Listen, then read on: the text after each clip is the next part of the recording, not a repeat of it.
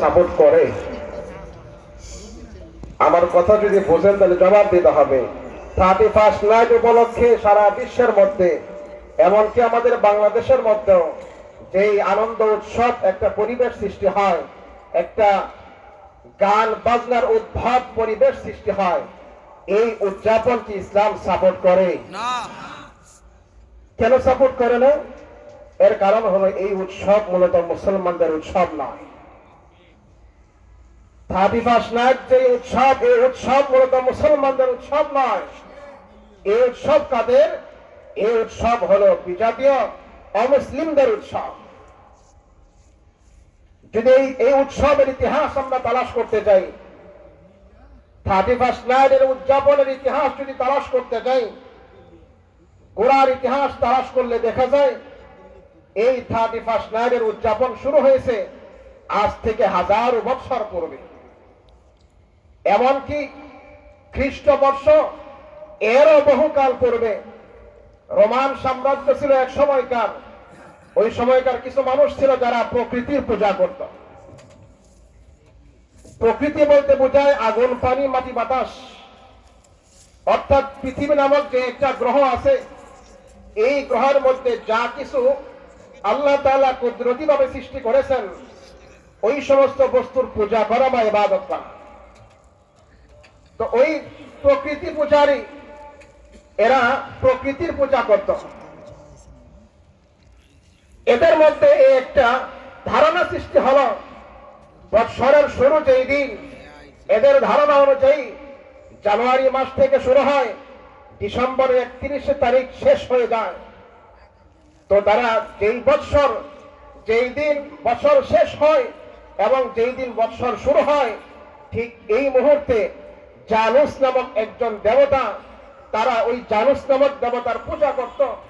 ওই জানুস নামক দেবতার পূজা করত রাত্রে 12টা 1 মিনিটে। পূজা করত কেন? পূজা করার উদ্দেশ্য ছিল এইটা যে তারা জানুস নামক এবার ওই দেবতার সামনে বলতো, ওহে আমাদের দেবতা, আমরা যে বিগত 1 বছর আরামের সাথে কাটাইছি, ওইটা একমাত্র আপনার কল্যাণের বরকতে। নাউজুবিল্লাহ বলি। নাউজুবিল্লাহ। ওই প্রকৃতি পূজারীরা বলতো, আমরা যে বিগত 1 বছর আরামে কাটাইতে পারছি, শান্তিতে কাটাইতে পারছি, এটা একমাত্র আপনার বরকতের কল্যাণে। আগামী বছর যেন আমরা ঠিক তেমনি ভাবে আরামের সাথে বছর কাটাইতে পারি, আপনার কাছে দোয়া চাই, আপনার বরকত চাই, আপনি আমাদেরকে সুদৃষ্টি দিয়েন। আমি আপনাদেরকে জিজ্ঞাসা করি, সমস্ত কল্যাণের মালিক কে? আল্লাহ। আল্লাহ পাক কোরআনের মধ্যে বলেন, وَإِن مِّن شَيْءٍ إِلَّا عِندَنَا خَزَائِنُهُ وَمَا نُنَزِّلُهُ إِلَّا بِقَدَرٍ مَّعْلُومٍ।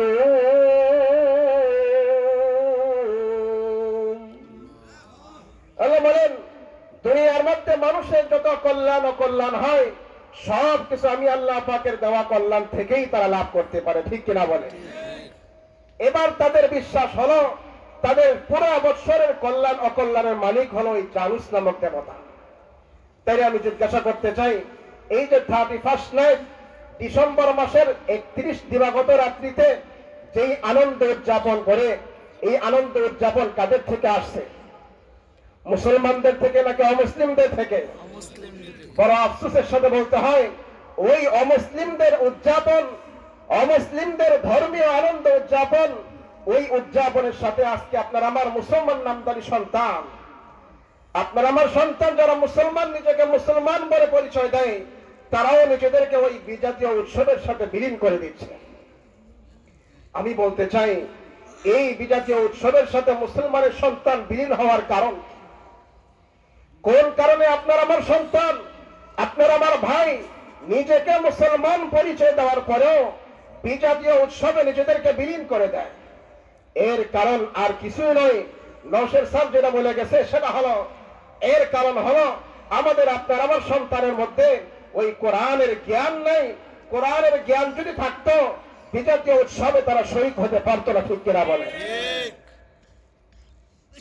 খ্রিস্টানরা, অমুসলিমরা, ইহুদিরা অত্যন্ত সুকৌশলে আপনার আমার সন্তানদেরকে তারা যেন কোরআন এবং হাদিসের জ্ঞান শিখতে না পারে, এই জন্য অত্যন্ত সুকৌশলে তারা এদের শিক্ষা ব্যবস্থাকে এমন ভাবে সাজিয়েছে, আপনি আমি যদি তাদেরকে দুনিয়াবি শিক্ষা দিতে চাই, দুনিয়াবি জ্ঞান যদি তাদেরকে শিক্ষা দিতে চাই, কোরআনের জ্ঞান থেকে তাদেরকে বঞ্চিত করতে হবে।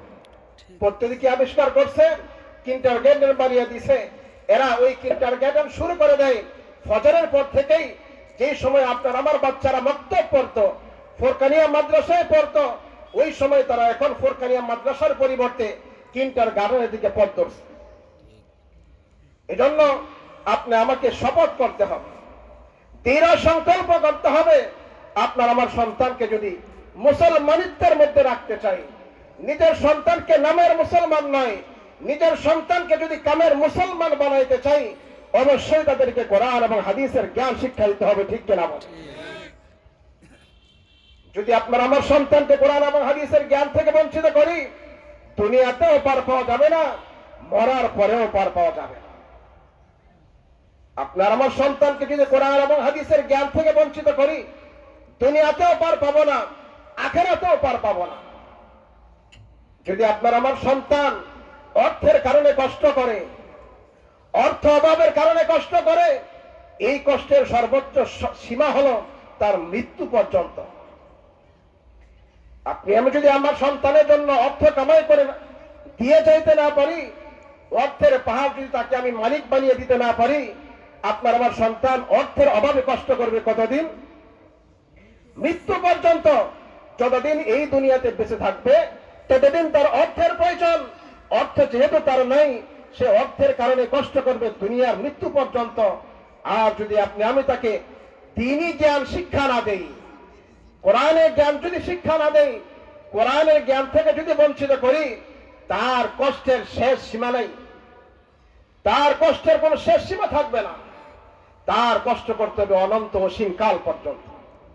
শুধুমাত্র সেই কষ্ট করবে না, শুধুমাত্র সেই কষ্ট করবে না, আপনি আমাকেও কষ্ট করতে হবে অনন্ত অসীম কাল পর্যন্ত।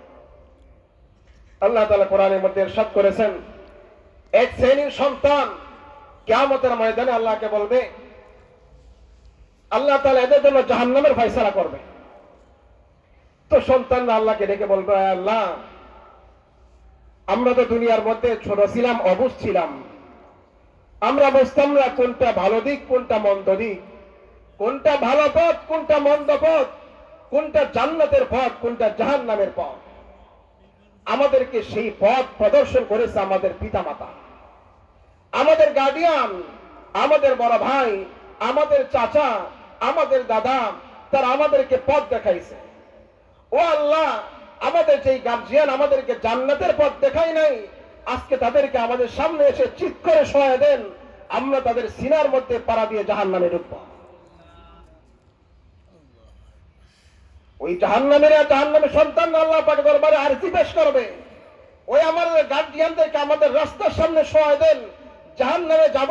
তবে যেই পিতামাতা আমাদেরকে কোরআনের জ্ঞান থেকে বঞ্চিত করেছে, জান্নাতের পথ আমাদেরকে দেখায় নাই, জাহান্নামের পথ দেখাইছে, আমরা তাদের সিনার মধ্যে কদম দিয়ে তারপর জাহান্নামে যাব। অতএব জাহান্নামে যাব সে একা, আমাদের সন্তান যাকে আমরা কোরআন এবং হাদিসের জ্ঞান থেকে বঞ্চিত করছি, সে একা জাহান্নামে যাবে।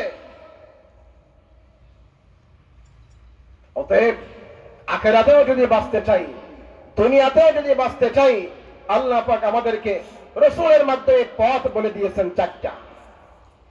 জাহান্নাম থেকে যদি বাঁচতে চাও, দুনিয়ার আযাব থেকেও যদি বাঁচতে চাও, দুনিয়ার আযাব কি? দুনিয়ার আযাব হলো কুসন্তান হওয়া। দুনিয়ার আযাব হলো কুসন্তান হওয়া, অবাধ্য সন্তান হওয়া। ওই অবাধ্য সন্তান, কুসন্তান থেকে যদি বাঁচতে চাই, সন্তানকে কোরআনের শিক্ষা দেওয়া ছাড়া ভিন্ন কোনো পথ নাই। রাসূলুল্লাহ সাল্লাল্লাহু আলাইহি সাল্লাম হাদিসে পাকের মধ্যে ইরশাদ করেন, কুন আলিমান আও মুতাআল্লিমান আও মুস্তামিআন আও মুঈনান ওয়ালা তাকুনিল খামিস। রাসূলুল্লাহ সাল্লাল্লাহু আলাইহি সাল্লাম হাদিসে পাকের মধ্যে ইরশাদ করেন, ও দুনিয়ার মানুষ, জাহান্নামের পথ থেকে যদি বাঁচতে চাও, জান্নাতের পথ যদি পেতে চাও, তোমাদের জন্য আমি রাসূল 4টা পথ বলে দিলাম। কয়টা পথ জোরে বলেন? জাহান্নামের পথ থেকে মুক্তির পথ,